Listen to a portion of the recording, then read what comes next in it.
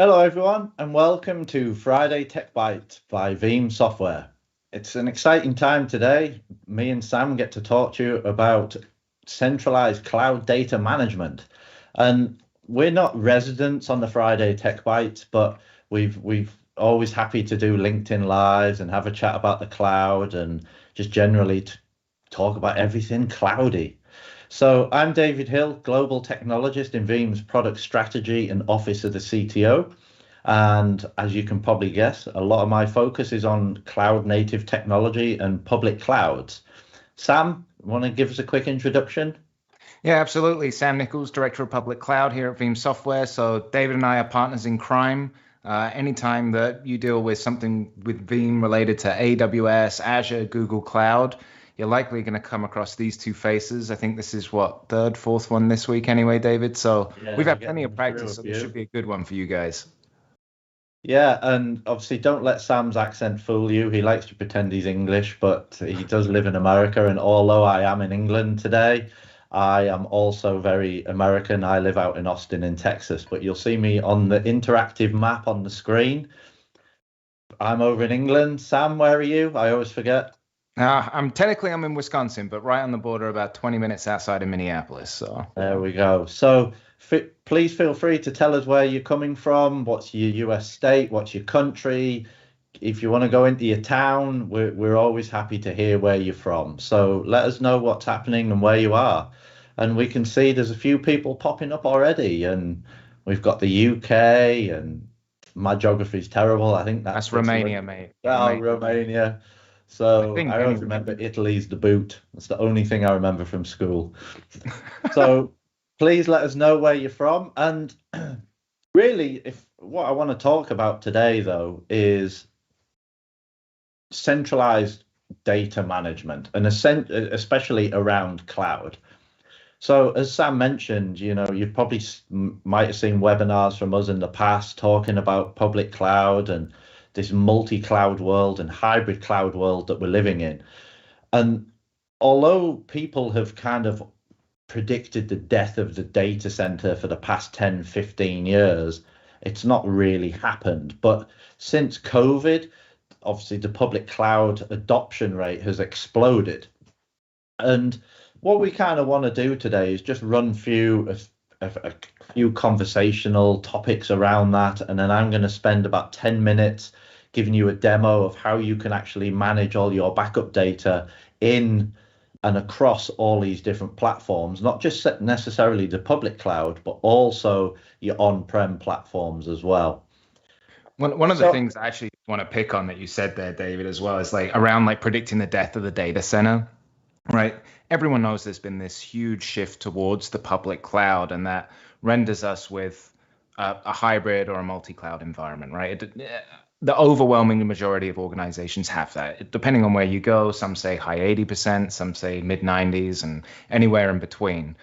And one of the things that I just want to say is I don't think that hybrid cloud is this kind of stop on our journey towards, 100% being in the cloud. I think hybrid cloud is here now and it's here to stay, purely because there are some workloads that make sense to run in the cloud, and there are some workloads that make sense to run on premises, whether you're looking at that from a flexibility, agility, speed perspective, cost, data sovereignty, performance.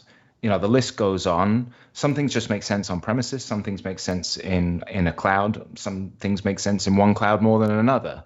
And that's why I think that we're going to be in this hybrid multi-cloud world for the foreseeable future, at least. I mean, who knows? I'm not a fortune teller. I can't tell what the future is going to hold, but I think that that's where we're going to land.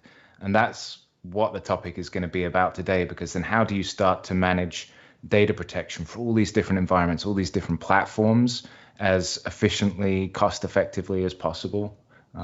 It's a good question, and hopefully we're yeah, going to help today. yeah, I wish I had the sports almanac of what's happening in the public cloud going forward. It'd be certainly good for the vision.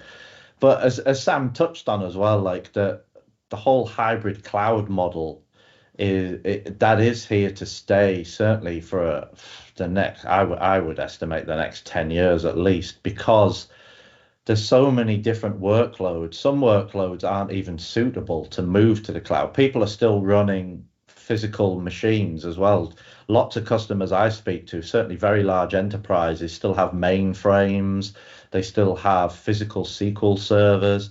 You know, a lot of people aren't just picking those up and saying, oh, well, I'll just move those to the cloud because it doesn't make a lot of sense.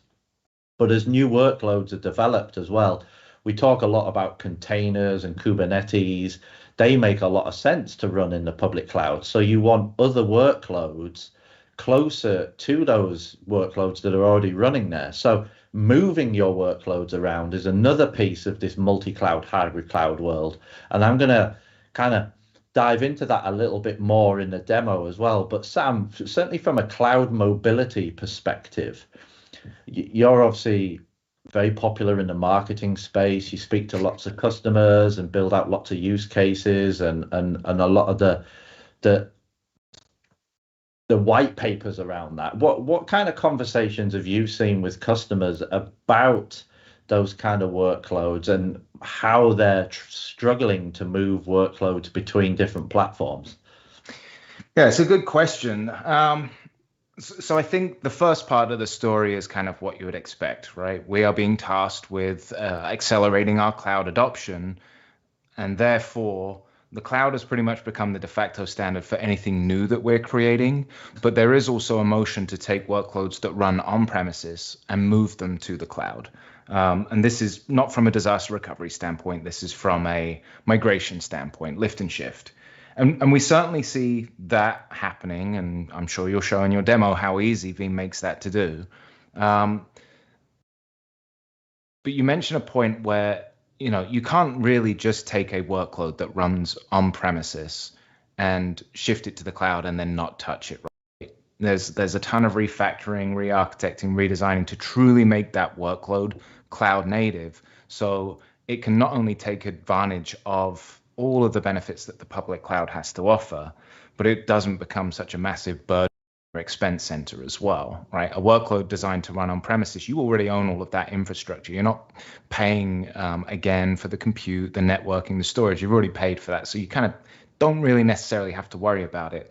But through the cloud lens, as you start to run things in the cloud where you do pay for every ounce of compute, network, storage, API calls, whatever it might be, you really have to rethink about how that application or workload runs in order to be optimized for the cloud. So that's the first part. The second bit is cross-cloud mobility as well. That might be, again, from a disaster recovery scenario, it might be from a migration standpoint, taking a workload that runs in Microsoft Azure, moving it to AWS because there is something drawing me to AWS, whether it's cost, performance, features, whatever it might be. And then the one that just seems really antithetical to the tool track that's out there is workloads that are coming from the cloud to on-premises in the data center. And not a lot of people think about that because, again, it kind of goes against the grain with what everyone's talking about. But over 50% of organizations that we speak to are doing that. That might be, a very, very small percentage of that is because of a disaster recovery scenario, right? I've instantiated it in the cloud. It's run there for a certain amount of time. My on-prem infrastructure is good. Now I'm going to move it back. But a lot of it is, I might have moved the workload to the cloud.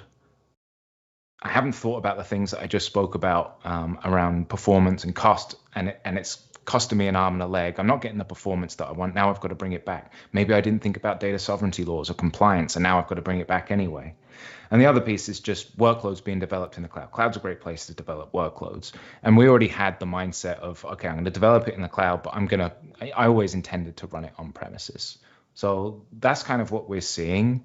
And it leads to this notion of just being able to do what you want with your data when you want to do it, right? Not being locked into a specific platform, just this minimally, if not non-prescriptive approach to the fact that it's your data, you do what you want with it when you want.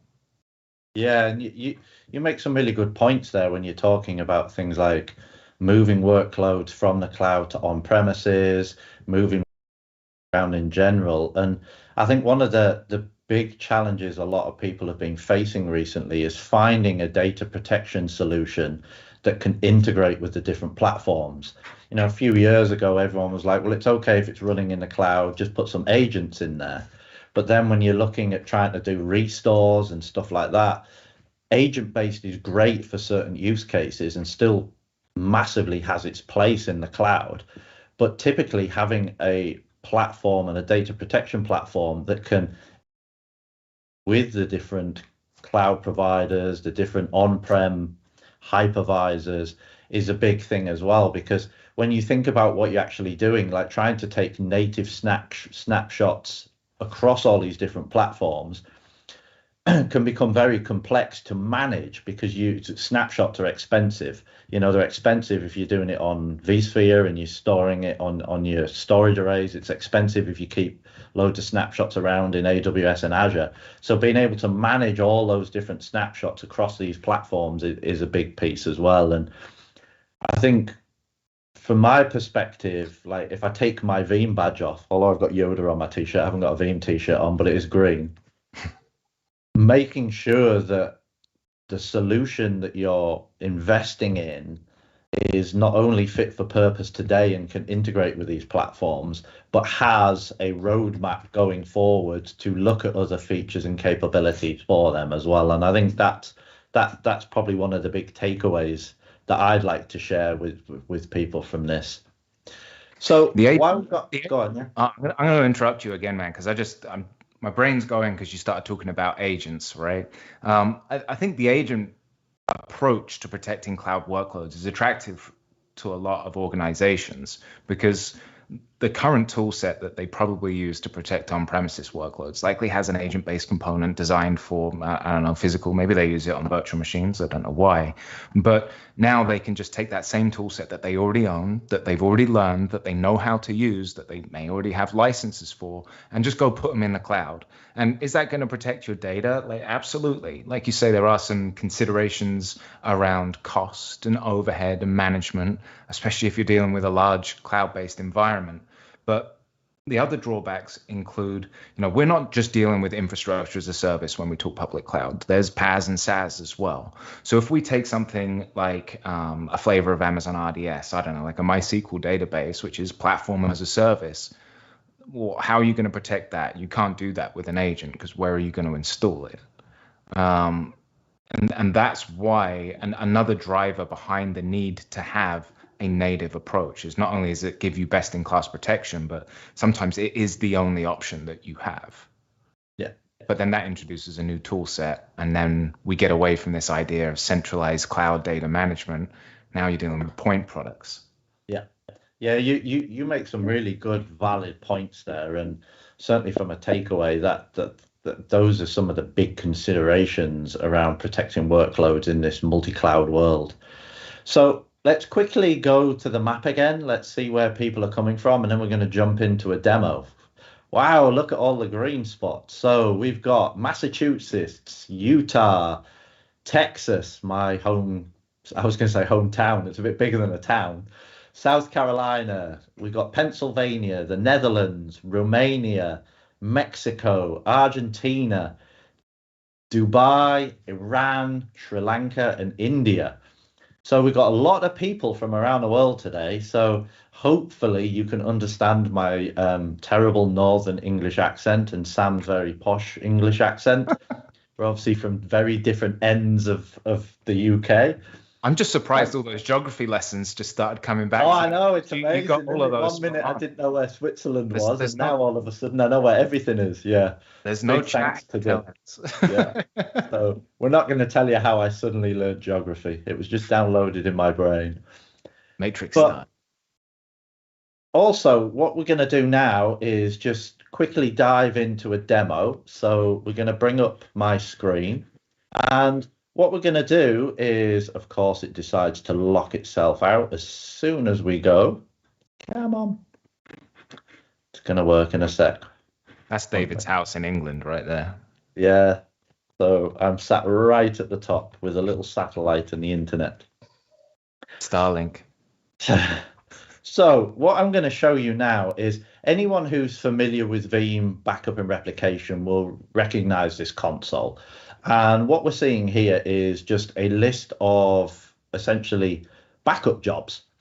And the first thing to notice is that we obviously have a lot of different types. So we have, you can see AWS, EC2, we've got AWS EFS, we've got RDS, we've got some VPCs, which is our virtual private cloud configuration backups.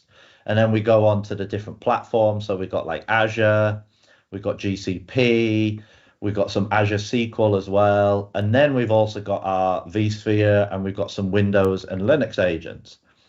So from a centralized data management perspective, my Veeam backup and replication is running in our on-premises data center, but I have workloads spread across all these different platforms, all these different cloud providers. I'm running workloads on vSphere. I'm running some physical workloads as well. So you can see that just from this one window alone, we're able to manage all our backup jobs and all our backup policies across all these different platforms. I'm also able to do things like backup copy jobs as well. So when you think about things like the 3-2-1 rule, which is 3 copies of your data across 2 media types with at least one off-site, I can actually take backups of my workloads running in AWS or Azure or wherever and actually run a backup copy job and copy those down locally to my on-premises data center and have those stored in my on-prem environment as well.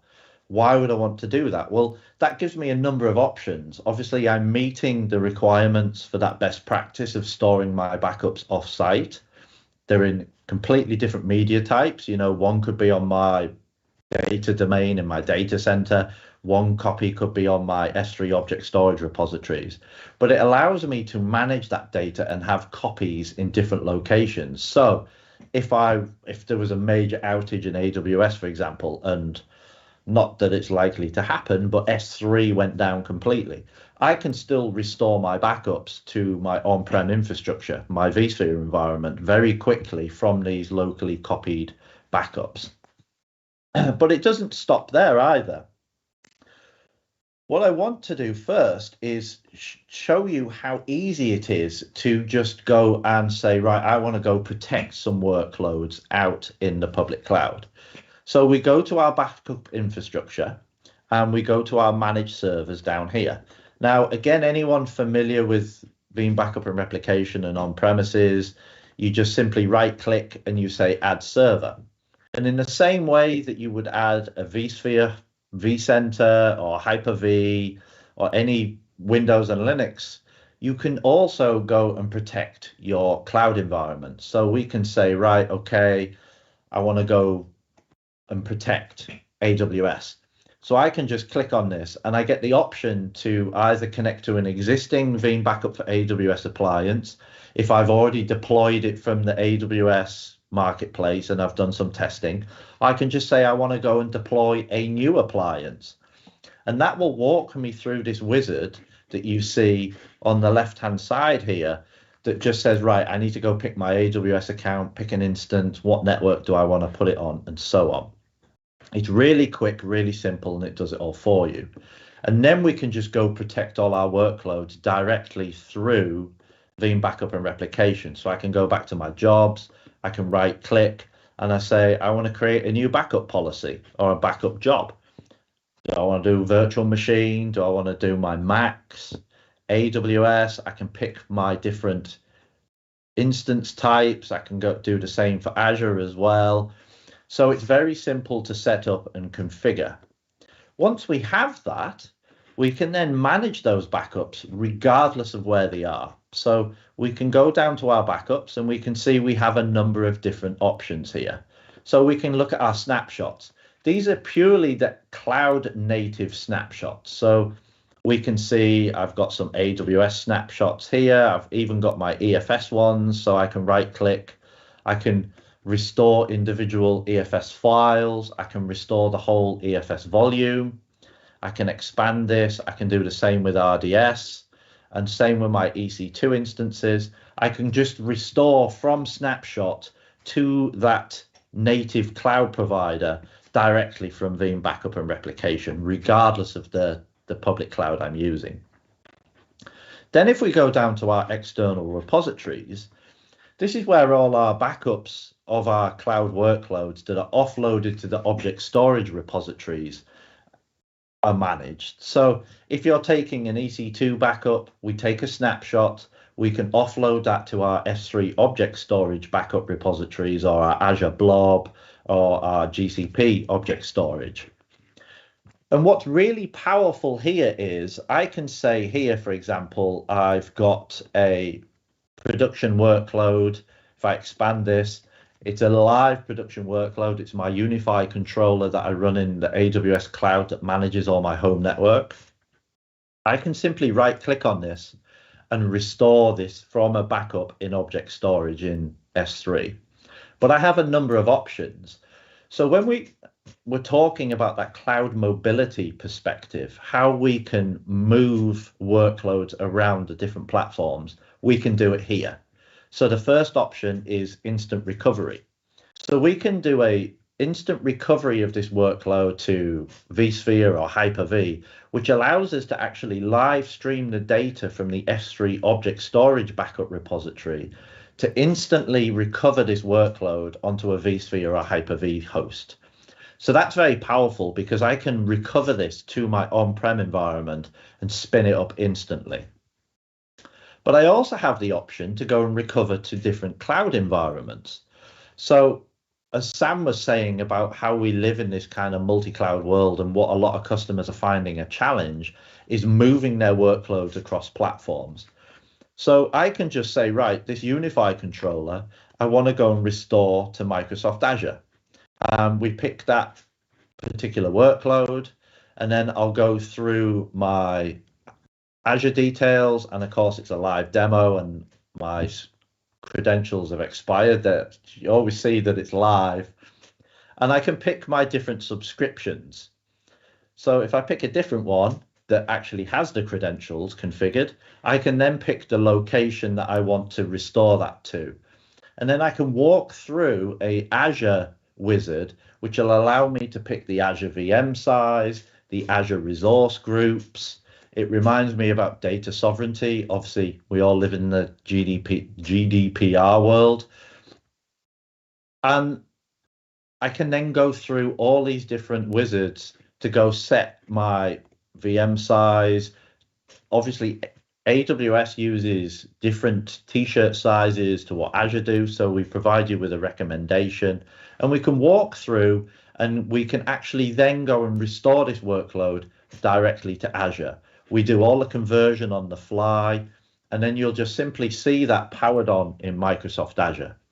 So it's a very powerful way of not only managing all our backups and all our jobs across all these different platforms, but also gives us a powerful way to migrate and move our workloads to different public clouds, different on-prem platforms.